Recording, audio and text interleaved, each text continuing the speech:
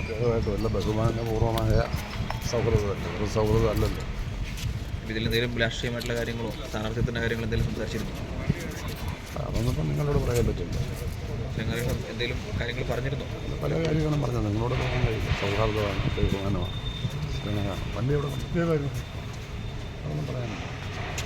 UDF-ൻ്റെ ഒരു പിന്തുണ പറഞ്ഞിട്ടുണ്ടല്ലോ, ഇങ്ങനെ ടെലിവിഷന് വാർത്ത വന്നത് ആളുകൾ പറഞ്ഞു. ഞാൻ കണ്ടു, ഞാൻ രാവിലെ ഇറങ്ങിയാണ്.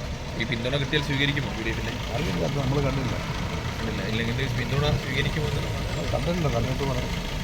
ഇതൊരു സൗഹൃദ സംഭാഷണം മാത്രമായിരുന്നല്ലേ? പൊളിറ്റിക്കലി കാര്യങ്ങൾ എന്തെങ്കിലും മത്സരിക്കുന്നതിൻ്റെ കാര്യങ്ങൾ എന്തെങ്കിലും സൂചിപ്പിക്കുകയല്ലോ ചെയ്തിരുന്നു?